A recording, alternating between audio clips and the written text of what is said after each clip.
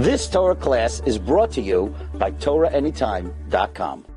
Okay, Bruchim Abayim, welcome everybody. Thank you everyone for coming to the last Wednesday evening Shiur of Tafshin Ayin Beis.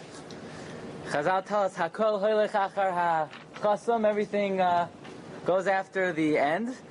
And so if you made it tonight, maybe it's like, you made it the whole year. We'll give you credit for that. Why not? Tonight's Shiur is being sponsored by Dr. Yitzhak Rachmanian and Mishpacha, and Mr. and Mrs. Dr. Yitzhak Rachmanian, who is a very close friend of mine and the shul. Also used to be a very close neighbor of ours. Even though now he moved out to Great Neck, he gets a lot of schar halicha every week. Yitzhak makes the trek to the Shiur, and we wish him, as a merit for the upcoming year, in the zechus of being mechazek Torah, he should be zeicha to have shnas chayim, v'shalom, a year of besuras toivos, simcha, v'nachas, farnas, v'revach, v'imali Hashem kol meshalos libcha l'toiva. Amen. Okay, the question that's on everybody's mind, we come to shul the first day of Rosh Hashanah, we sit through the davening, right? If you have a chazan, he takes a little bit extra, who knows what he's yodeling, sometimes he's gurgling, and you have to sit through the long davening, and maybe the rabbi even gives a long, boring drasha, and you say to yourself, all right, I endured the first day of Rosh Hashanah. You're telling me I have to come back again to the shul? Another 8 hours in the shul? Another drasha? I mean, I did it the first day. Didn't I do it the first day? But what happened yesterday? This is something we're going to try to discuss this evening. But more specifically, we know on the 2 days of Rosh Hashanah, we lane 2 times from Parshas Vayera. First day of Rosh Hashanah, we read Vashem Pakad Sarah. We read about the birth of Yitzchak Avinu. After many years, Avram and Sarah were childless, and the Rebbeinu Shalom blesses them with a child in their old age. That is what we read on the first day of Rosh Hashanah. On the second day of Rosh Hashanah, we read Vashem Nisas Abraham, the great test, Akedas Yitzchak. And it's a little bit curious, a little bit strange. If we were to ask, what is our greatest merit on Rosh Hashanah? Which zechus do we invoke more than anything else? Definitely Akedas Yitzchak. Certainly, right? The Gemara even says, why is the shofar of an ayil? Why is it the horn of a ram? To remind the Rebbeinu Shalom of Akedas Yitzchak, right? We even say in the davening, Ba'akedas Yitzchak lezaroi hayoim berachamim tizkar. Of all the merits of the Jewish people, the one we invoke more than anything else is Akedas Yitzchak. And therefore you would expect, what should we read on the first day of Rosh Hashanah? Akedas Yitzchak. After all, that's our greatest merit. And no, we don't. We don't. The first day of Rosh Hashanah, what do we read? Vashem Pakad Esara. Akedas Yitzchak is reserved for day 2. Why is that? Why is the Akedas Yitzchak reserved for the second day of Rosh Hashanah? Okay. Let us briefly discuss, in general, the concept of 2 days of Yom Tov. Okay? Just a brief introduction. Yeah, we're good? Yeah. 2 days of Rosh Hashanah. Well, excuse me, why do we have 2 days of Yom Tov? We have a very interesting Yerushalmi. The Gemara tells us in the Yerushalmi, in Masechta Eruvin, the Yerushalmi says like this, Mi garam li liyos noitras hakramim. Who caused me to guard the vineyards? Al shem karmi shali leina tarti, because I did not guard my own vineyard. What does this mean? Mi garam li liyos mishamer shnei yamim besurya. Why in Chutz La'aretz? Everybody knows. How many days of Yom Tov do we have in Chutz La'aretz? 2 days of Shavuos, 2 days of the first day of Pesach, 2 days of the last days of Pesach, 2 days of the first days of Sukkot, and so forth. Why do we have 2 days of Yom Tov? Says the Yerushalmi, Al Shaloi, Shamarti Yoim Echad Ba'aretz. Because when we were in Eretz Yisrael, we did not keep 1 day. So as a punishment for not keeping 1 day in Eretz Yisrael, we have to keep 2 days in Chutz La'aretz. So you would think, at least let's gain something by keeping 2 days, right? If I ask you, when we keep 2 days of Yom Tov, how many days do we get credit for? So we would expect to, for keeping 2 days of Yom Tov, we get credit for 2 days.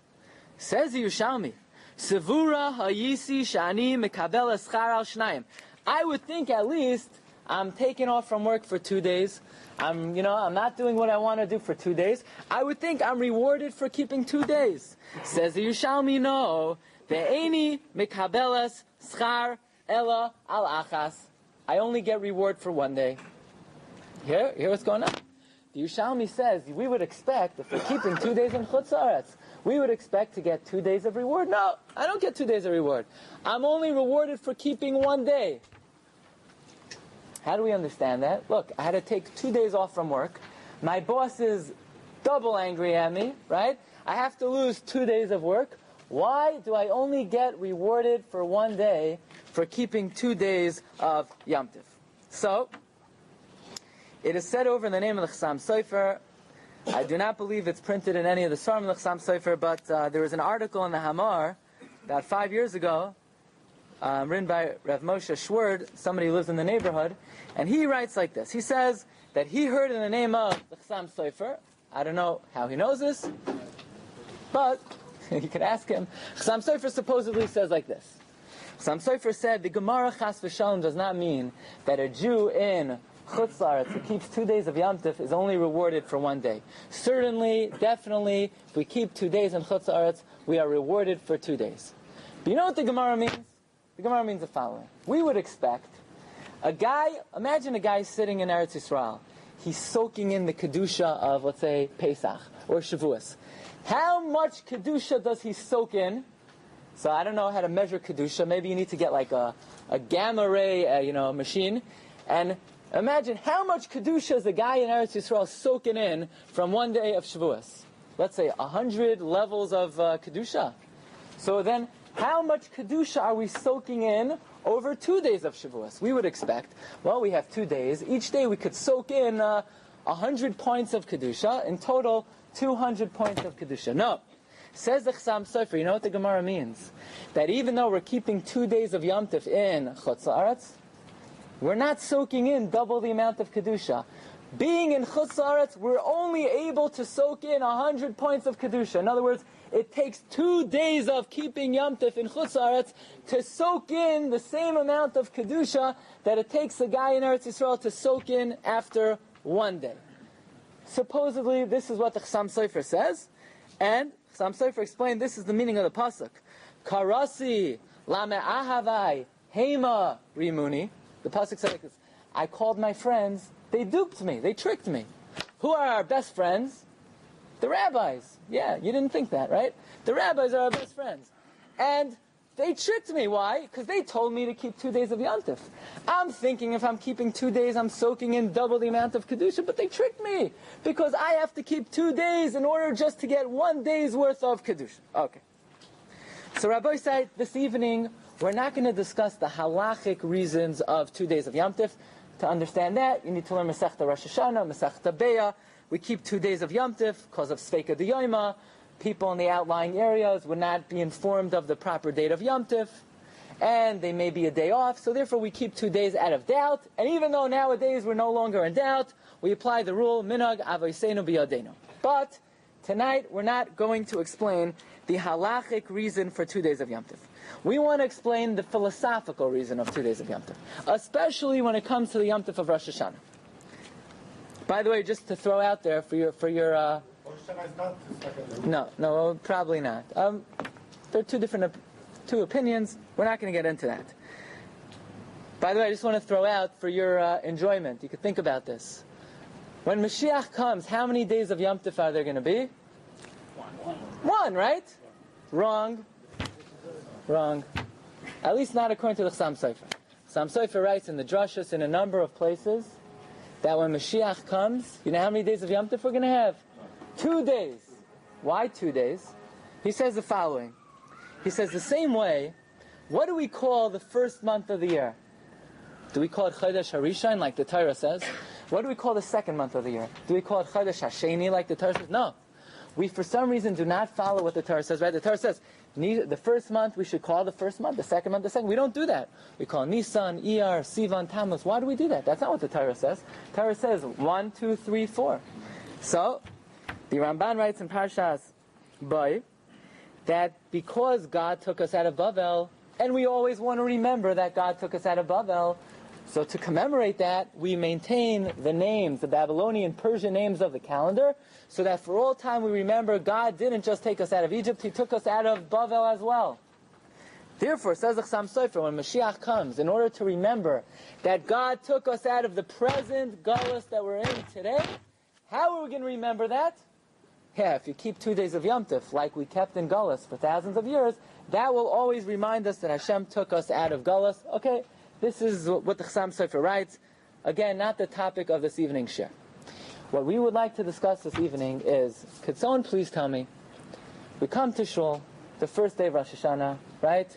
They blow the shofar, we cry, we do tshuva, we beg Hashem, Hashem, give us a year of life. What is that all about? Oh, what's it all about? God's judging us. It's a day of judgment, right? Every individual passes before his or her creator. Hashem weighs our mitzvos, He weighs our averos. Someone who has more mitzvos than averos is written and inscribed for a year of life. Someone who has more averos than mitzvos, chas v'shalom, vice versa. So God is judging us when? The first day of Rosh Hashanah. Fine. You want me to come back on the second day of Rosh Hashanah. You don't want me to drive, I won't drive. You don't want me to turn on the light, I won't turn on the light. The Rabbanon, you're afraid, like the Gemara says, maybe the witnesses will come too late, and the Gemara says in Be'ah, right, Niskaka, Levi, and Bashir, you're afraid of a certain technicality, so therefore we have to refrain from Malacha for 2 days. I don't have a problem with that. If the Rabbanon are afraid that we might violate Malacha, we have to take every precaution. But here's my problem. What in the world are we doing on the second day of Rosh Hashanah? Nachamal, right? The Rosh Hashanah Yikasevon, right? That God is writing us, He's judging us. Right? Ma'alachim Yechafezon. Today's another day of judgment. Hayoim Haras Olam, Hayoim Yamid Bamishpat Kol Yitzrei Olamim. We're going to say, today everyone stands before God to be judged. Well, what's up with that? It's not true. Hashem judged us yesterday. Sveika the Yoma is for us. We don't know. God knows, right? What, God is unsure when to judge us? Hashem most definitely judged us on Aleph Tishrei. There's no question. That's Rosh Hashanah. So, you want me to refrain from work? I won't do any of the malacha. I don't have a problem with that. But what are we? We're making believe God is judging us? What are we saying? What's all this davening? We davened for 8 hours yesterday. We're davening again what? We're making believe our life is on the line? I mean, did Hashem judge us yesterday? Did He not judge us yesterday? If He judged us, so what's the whole charade? Right? We come to shul. Again I have to pledge money. Again I have to, with the kittel and all that scary stuff. Okay, I did that already. I was going to the serious stuff yesterday. Now I could relax a little bit until Yom Kippur. Again you're telling me, right? Hayom Yamin B'Mishpat. Right, Nasana Toikef, everyone's shaking, Mi Yichya, Mi Yamos, that was yesterday. Leave me alone. I already did that. Really, what we want to know, what is happening on the second day of Rosh Hashanah? After all, right? When the Jewish people went into Eretz Yisrael, how many days of Rosh Hashanah did they keep? 1 day. That means Hashem judged them the first day. So what happened? As history developed, Hashem, He needed more time. We do so many Averos, Hashem can't, He needs an extension. Right? What's happening? Okay, so we're briefly going to examine 3 ideas that are advanced by Hagain, Rav Simcha Zisa Broida, and then we're going to get into the fun stuff. Rav Simcha Zisol says the following idea. Every Shabbos, in Kabbalah Shabbos, we say, Yismachu Hashamayim v'sagel ha'aretz. The heavens will be glad. The earth will rejoice. Right? Just imagine, the heavens are, they're going wild. They're happy. The earth is dancing. What are they so happy about? Is someone coming? Is somebody's payday or something? What are they so happy about? Right? Yiram hayomim loyoi. The sea is rejoicing. Yaloi sadai. All the fields are exulting. Oz yiranenu kolat seyar. All the trees in the forest. They're singing, they're dancing. Why? What are they so happy about? Lifnei Hashem kiba lishbait haaretz. God has come to judge the world. Okay, you say this every single Shabbos. You ever think about that? We're saying the entire creation rejoices when God comes to judge the world. Yeah, what's so good about that? Right? Or we say,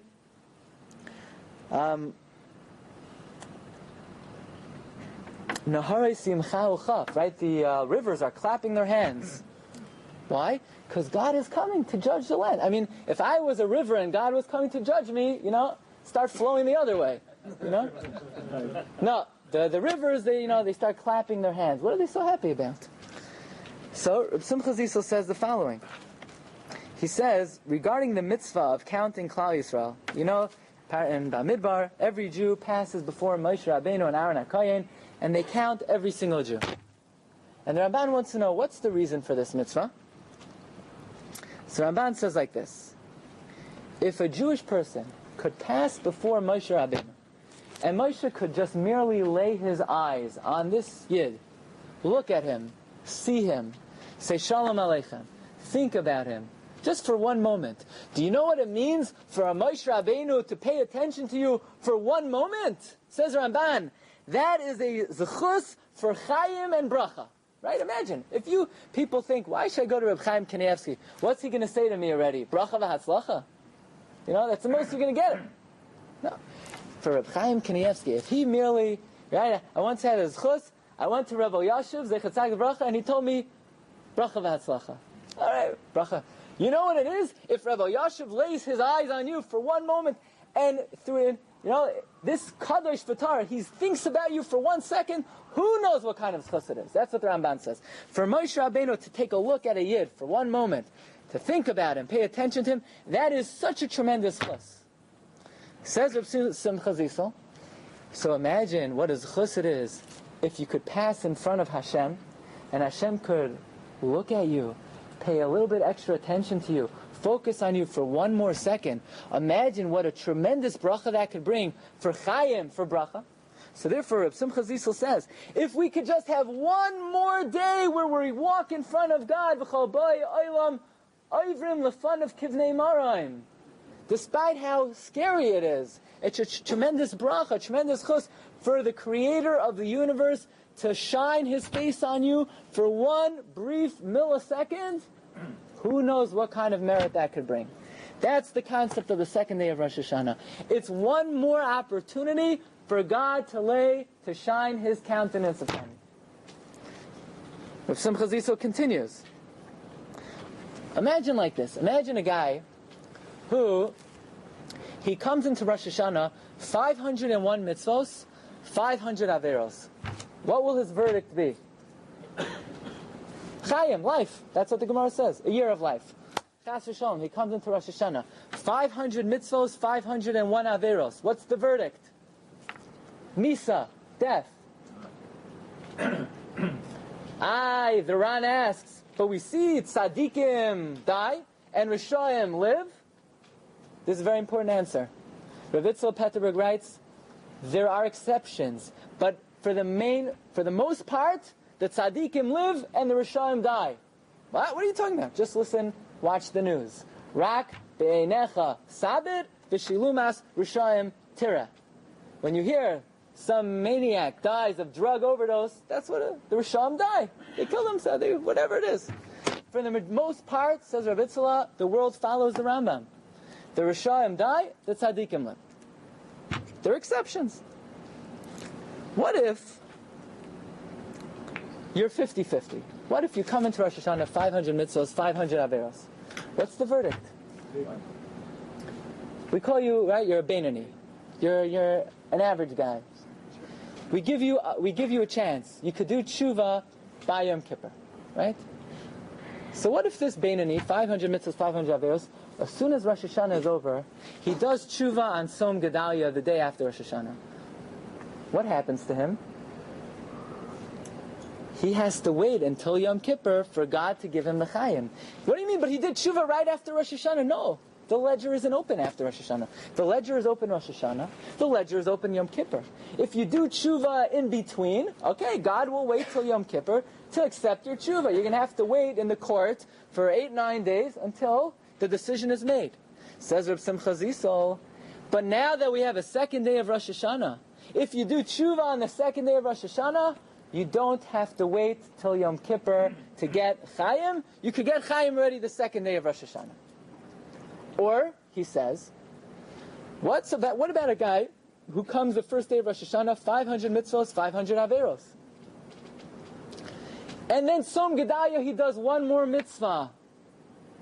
Could he tilt the scales with one more mitzvah? We say, yeah, you're going to have to wait till Yom Kippur.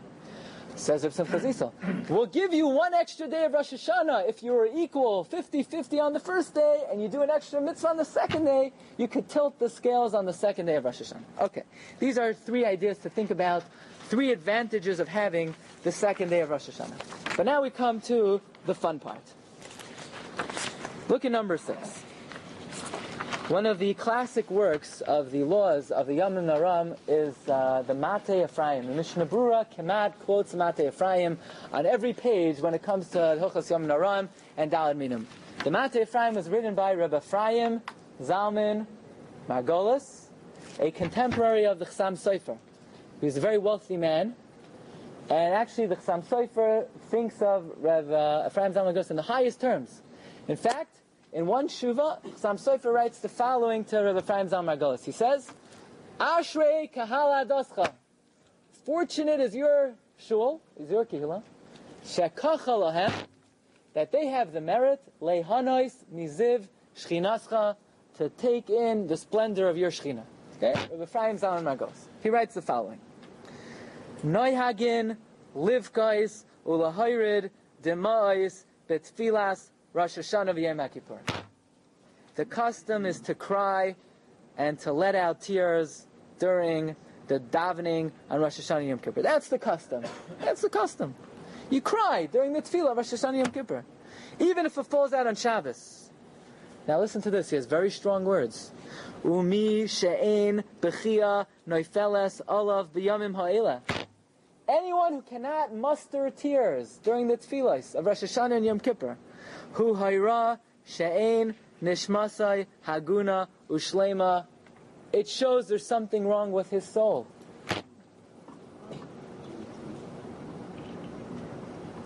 That's what he writes. The commentaries write, sometimes you have somebody, they're not an emotional person, they understand the severity of the Yom Naram, but they're not the type to cry. We're not talking about such people. But in general, crying should be, in America, it's not in vogue to cry. It's not cool to cry. Right? 100 years ago, you go to a levaya, people they could cry for 3 days straight. Right? They say, Chassam Sofer himself, Erev Yom Kippur, Erev Teshuva, he would be able to fill up an entire cup of tears, and he would drink it for the Sudas HaMafsekes. Right? Nowadays, people lost the art of crying. But that's what the Mateh Efraim writes. Now look what he writes. Yesh b'nei adam shenidainin b'Rosh Hashanah b'yom rishain. Some people are judged on the first day of Rosh Hashanah. Shehu din kasha, which is a harsh judgment. V'yesh hakadosh baruch hu merachim aleim. There are those who God has mercy on. V'nidonim b'yom sheni. And they're judged on the second day of Rosh Hashanah. This is a new idea. Some people are judged on the first day. Some people are judged on the second day. The first day is a tough judgment. Not easy to pass day 1. Day 2, day 1 you take the test, there's no curb on day 1. Day 2, there's a curb on the din of day 2. Day 1 is what we call dina kasha. Day 2, if God is merachim on you, he'll judge you on day 2. How do you know when you're being judged? Says the Mateh Efraim. When you begin to cry, that's a siman you're being judged at that time. So why don't judge? Yeah, a lot of people ask me that. That's what he says. So the majority don't cry. Some people are judged on day 1. Some people are judged on day 2. Day 1 is what we call strict judgment. Day 2 is what we call the easy judgment. Interesting. It's a new idea, right? Never heard that before. Does anybody else talk about this? Very interesting. The Vilna Gaon had a son, Rabbi Avram. Rabbi Avram wrote a commentary on Sefer Tehillim. In Parak Pei Aleph of Tehillim, Pasuk says like this: Tiku b'chodesh shofar. Blow the shofar b'chodesh. What's b'chodesh? First day of the month. B'keseh, when the moon is hidden. L'yom chagenu, on the day of our holiday. Very interesting. First it calls Rosh Hashanah Chodesh. Then it calls Rosh Hashanah Chagenu, our holiday. Look in Pasuk Beis. First it says, Harninu le'Elokim uzeinu. We invoke Elokim. Then we say, Hariu le'Elokei Yaakov. Look in Pasuk Hey. Ki chayk li Yisrael hu. First we call it a chayk. A chayk is a statute, a law without a reason. Then we call it Mishpat le'Elokei Yaakov. Says the son of the Vilna Gaon, Rosh Hashanah originally is one day. Aleph Tishrei. That is a day of strict judgment. It's a very tough judgment. It's extremely hard to pass that judgment. That day is Tiku B'Chodesh Shofar. The Torah says, blow the shofar B'Chodesh. What's Chodesh? Rosh Chodesh. Which day is Rosh Chodesh? Only one of the days of Rosh Hashanah is Rosh Chodesh. Aleph. The first day of Rosh Hashanah.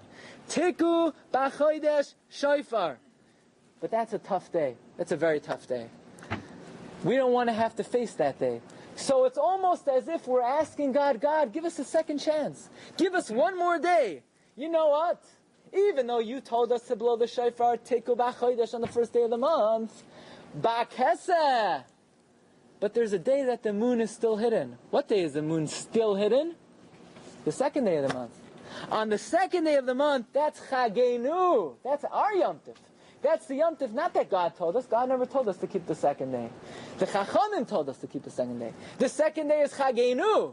The second day is much easier. The second day is more Birachamim. The second day is what we call Dina Rafia. It's less strict. The first day is Tiku B'Chodesh Shofar. The second day is Ba'Keseh L'Yom Chagenu. Look in Pasuk Beis. The first day is Harninu Le'Elokim. What's Elokim? Judgment. Din. Which one of the Avos, his midah is din? Yitzchak.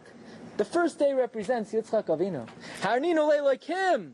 But the second day is Elokei Yaakov. Yaakov represents the synthesis of Rachamim and Din, Tiferes. Look in Pasuk Hey. The first day is Ki chayk li Yisrael. That's what God told us. Finished. Zeres HaKosov.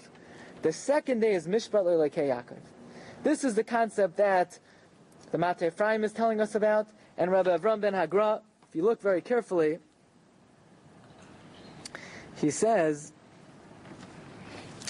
about 6 lines down, L'yom chagenu, l'fi sheyoim harishain hu chag Hashem ha'amor b'Torah. The first day of Yom Tov is the Yom Tov that God told us in the Torah. Omnam yom hasheni hu chagenu. That's our Yom Tov. Ke'ilu sha'alnu mimenu yisparach, as if we ask of God. She'al yachtoich gezar dineinu b'yom harishain. Please, you know what? Cut us a break. Don't paskin what our din should be. Don't decide what our din should be on the first day. Mishum dinefishi af. God's very angry on the first day of Rosh Hashanah. V'yamtin lanu, please wait for us. Ad yom hasheni, until the second day. V'hakadosh baruch hu shomei al amai. God listens. So those who are judged on the first day, it's strict, it's tough. Those who are judged on the second day, it's a little bit more lenient. But Rabbi say, which day is it better to pass? You're better off passing on the first day. Because it's better to get 100 on a test that has no curb than to get 100 on a test with a curb after, right? Who wants to rely on a curb? We want to feel like we earned it more. We don't want to be what we call Nahama D'chsufa. But you can't make it, you can't make it. Right? Life beats the alternative. Right? Like Rav Miller used to say, when you go to the cemetery and you finish visiting, you're supposed to say, Baruch Hashem, I'm on the outside. So that's the idea. You're better off if you could pass the first day, but if you ain't going to cut it, we'll take the second day. Very interesting. The Gemara tells us in Masechta Hariyos that you're supposed to eat simanim the night of Rosh Hashanah, right?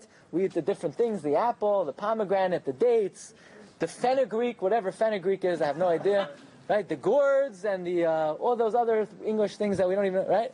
All those nice things. When do we eat them? Who eats simanim the first night? Yeah. Who eats the second night? Don't be embarrassed. Second night. Okay. Mateh Efraim, by the way, the Gemara says you should eat it. Mateh Efraim writes, you should do it the second night. Yeah, you should do it the second night. Why should you do it the second night? I thought Hashem already judged us already. Hashem, give us a good year. He already decided. What are we eating fenugreeks for again? He already decided, The fenugreek works the first night, but again with the fenugreek. Whatever the fenugreek's going to get us for the new year, Hashem already decided on day one. Right? Again with the meron, the apple, the honey, the decision was made. By the way, Ben Yoyada writes, the lashon of the Gemara is, Yehi Ragil. You should be Ragil. So Ben Yoyada says, the word Ragil means at least 3 times. So if you're going to only eat the first night and the second night, that's 2 times. So you have to eat the first night, the first day, the second night, the second day, Ben Yoyada writes. What do you mean? I thought the judgment was the first day. But according to what we're saying, it makes sense. We're hoping the judgment was not the first day. We're hoping to give a second chance. By the way, the minhag, at least at the Elef Hamagin writes, is only to do the simanim the first day. So whatever you do is good. Naro upashte. Whatever you do is good. What do? I don't even remember. I have to ask my wife what I do. Right? But I think, we take the honey? The second night we at least have the honey. Maybe the simanim. All right, maybe I'm going to get in trouble now. But You have to sing a song and get the apple and the honey. okay, but what's the idea? What's the idea of taking the simanim the second night for those who do? The idea is the judgment has not necessarily ended. Where does this come from? The matter, there are 2 types of judgment: the strict judgment, the lenient judgment. Where do they get this from? Comes from the Zohar HaKadosh. The Zohar writes in Parshas Pinchas, and many Achronim quote the Zohar. Take a look at number 13. The pasuk says, Mishpat Amma Yisrael. The judgment is Devar Yoim B'Yoimai. Yoima B'Yoima Mahi. Says the Zohar, Elahani Train Yoim in the Rosh Hashanah. There are 2 days of Rosh Hashanah. Why 2 days? There are 2 days that are like one because there are 2 types of judgment. By the way, elsewhere the Zohar writes, without the second day of Rosh Hashanah, the world could not exist. The world cannot exist. So, the Michtam Eliyahu explains like this. When Klal Yisrael entered Eretz Yisrael, how many days of Rosh Hashanah were there? There was 1 day. You know why? They were on such a high level. It wasn't necessary for them ever to have a second day. They were able to pass the test after 1 day. However, after Yeridas Hadoros, the descent of the generations, where people became weaker, less committed, less observant, Hashem said, we got to orchestrate things. Sometimes, at first, there were 2 days. Sometimes there were 1 day, right? It depends. It depends when the Edom came. If the Edom came later, there were 2 days. It came earlier, there's only 1 day. And then as the generations got weaker and weaker, we always need 2 days of Rosh Hashanah. So really, even though if you look in the Gemara, there are purely halachic reasons for 1 day or 2 days of Rosh Hashanah, nevertheless, the way God orchestrated the world, as the Zohar teaches us, is that at first only 1 day was necessary. But as time progressed, it became necessary for our benefit to be able to help us get off the hook a little bit to add a second day of Rosh Hashanah. Said after Mashiach comes, it's 2 days still. That's Seika D'Yoma of after Mashiach comes. That could be just Seicher, but not necessarily for the din. Okay. Therefore, says the Meshech Chachma, and also brought down in the Sefer Ma'ar V'Shemesh, an amazing thing. If the first day of Rosh Hashanah is what we call Dina Kasha, strict judgment, who is represented by strict judgment? Yitzchak Avinu. So what do we read on the first day of Rosh Hashanah? The birth of Yitzchak Avinu. Yitzchak Avinu represents Midas Hadin. That's the first day of Rosh Hashanah. What is more appropriate to read on the first day of Rosh Hashanah than the theme of the day? The theme of the day is Din. Strict Din. That's the birth of Yitzchak. The second day of Rosh Hashanah is sort of what we call Hamtakas Hadin. The mitigating of the judgment, the sweetening of the judgment, the Akedah, the removal of the Midah of Yitzchak Avinu. So says the Meshech Chachma, says the Ma'ar V'Shemesh, this is how we understand why on the first day of Rosh Hashanah we read about the birth of Yitzchak. Din, the birth of the Dinim. The second day of Rosh Hashanah, which is the day of Rachamim, that's we read about the Akedah. And the Ma'ar V'Shemesh adds, that's why after the Akedah, what does Avram Avinu say? He says, Asher Ye'amar Hayoim. By the way, what's Hayoim in Tanakh? Rosh Hashanah, right? We learned on Shabbos. The word Hayom in Tanakh is always Rosh Hashanah. Like we say, Atem Nitzavim Hayom. The Zohar says Rosh Hashanah. Or in Malachim, Vayehi Hayom, Rosh Hashanah. Or in Sefer Eoiv, remember? Parak Aleph Pasuk Vav. Vayehi Hayom, Rashi says Rosh Hashanah. Asher Yeyomar Hayom, it will be said on Rosh Hashanah. Bihar. Har is Rosh Tevos, Rosh Hashanah. Hashem, Yud Kei Vav Kei Yeraya. Then Rosh Hashanah, the Yud Kei Vav Kei, the Midas Harachamim, will be allowed to sweeten, to be mamtik the dinim through the zechus of Akedas Yitzchak. Okay, very nice. So we learned some secrets of the second day of Rosh Hashanah. Now we know why we have to come back to shul for another 8 hours, right? Because in case we're not worthy to be found innocent, to be found worthy on the first day of Rosh Hashanah, take 2. We have a second chance. But let's understand a little bit. What does this mean? In what way is the judgment of the first day of Rosh Hashanah strict? And in what way is it lenient? Okay? What does it mean? What is the quality of judgment on the first day as opposed to the quality of judgment on the second day? So various Mefarshim try to explain this concept that we're learning about tonight. What does it mean day 1 is Dina Kashya, day 2 is Dina Rafia? The Michtav Me'Eliyahu writes the following.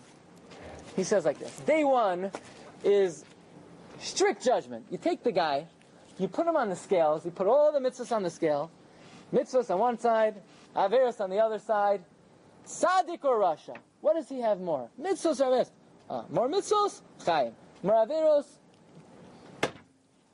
Can we stand up to such a judgment? Right? Very difficult. Yeah. We like to think, we have so many mitzvahs. Who could even say they've ever done one mitzvah properly? One mitzvah. Right? There's so many specifications how to do a mitzvah. So many kavanos, so much feeling that we have to have. Right? If you think about it, you could really, it's quite frightening. It's not so easy to pass the first day of Rosh Hashanah. But that's what the judgment is the first day of Rosh Hashanah. Mitzvahs, averos. But then you have a guy, he comes, he can't pass this test. There's no way in the world this guy's going to pass the test. But he's good friends with a guy who could pass the test. And he helps out that guy. Let's say for him, my wife, maybe she could pass the test, but I can't, right? I can't pass the test. But at least I help her out once in a while. I pick up a couple things from the floor. I'll do a dish or two. I help out my wife. So maybe day 2, this is how day 2 works. This is what Mechtam Yoel writes. The person themselves may not warrant being found innocent on day 1, but they could be schlepped along with the day 2 judgment. And day 2's judgment is, you may not be a tzaddik, but you're needed. The tzaddik needs you, right? The tzaddik needs you. Your wife needs you, right? The Rebbe needs you. Your friend needs you. So basically, day 1 is, if you you deserve it, you deserve it. You don't deserve it, you're gotta wait till day 2. But day 2, there's another consideration. Are you eligible to continue to be here in the world and get all the benefits the world has to offer? Life, food, clothing, shelter, happiness, because you may not be a tzaddik, but you could be the keli of the tzaddik, Once in a while, you go over to, a tzaddik, you give him a big shalom aleichem, you make him feel good, he needs you. So maybe we'll let you slip in. Day 2 will let you slip in. Because, look, the tzaddik, he's continues to be on this world. He also needs people, right? He needs people. So therefore, day 2's judgment is, you're needed by the tzaddik. That's the consideration of day 2, as explained by Michtav Eliyahu. Another possible explanation is given by Hagayin Rav Moshe Shapiro, and he says like this. Day 1 is objective judgment. Objective judgment. In other words, God opens up Shulchan Aruch, okay, halacha aleph, siman aleph, Shivisi Hashem lenegdi tam. Do you always think about Hashem? Okay, not that one. Next, you wash Negel Vaser on time? Next, you say the bracha M'til Yadayim with Kavanah? Next, you put on the tzitzis right away in the morning. Next, you make the brachas HaTorah. Now we're up to Siman Beis, right? Uh-oh. right? That's the first day of Rosh Hashanah. God flips through Dalet Chelkei Shulchan Aruch, Siman Aleph, Halacha Aleph, you do that, Halacha Beis, you do that, Halacha. Then Hashem opens up Mesilas Yesharim, right? Let's check out the Zahiros, the Rizos, the Makiyas. Let's check out all the Midas. That's day one. You come to Mincha, you come to Ma'ariv, you learn every day. That's day one. Day two is like this. Hashem says, okay, I understand. It's what we call subjective judgment, right? Subjective judgment. Yeah, I understand you speak Lashon Hara. You don't care about Lashon Hara, right? You think it's not important. You think, the rabbi made it up or something. So fine, so you speak. Fine, we'll let you off the hook for that. But you're very into kashrus, right? You're always giving these lectures about how nobody eats kosher except for you, right? So then, God judges you based on the way you see the world. Yeah? Oh, you're so into kosher.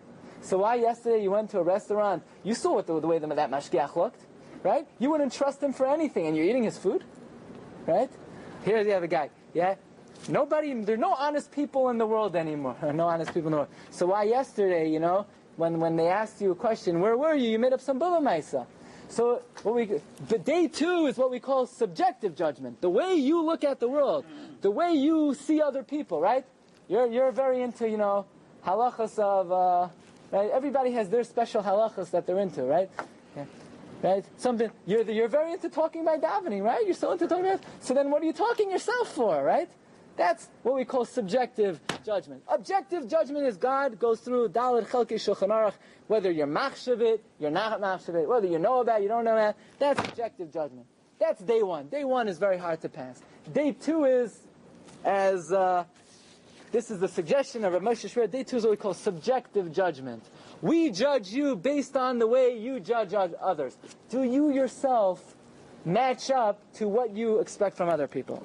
But these are all possible, if we could say, not conjectures, but possible understandings of what the Zohar means. Day one is strict judgment. Day two is lenient judgment. So if you wanted to know why do you have to go back to shul for another day, it will be very good. It will do you a lot of good. But Mirz Hashem, we should all be Zoicha. Just want to take this opportunity in the last moments of our Shiur. I want to thank everyone who made an effort to come to the Shiurim in Tafshin Ayin Beis. Without you, we couldn't have done it, and I wish you sincerely that Tafshin Ayin Gimel should be a year for everyone of good health, parnasa, nachas from our families. Mirz Hashem, we should all be Zoicha and Tafshin Ayin Gimel to come back here, Gesundheit Heit, and learn together. Abi Askoyel Tzedek, Mher V'Yameinu, Aksivach Sima Tova. You've just experienced another Torah class brought to you by TorahAnytime.com.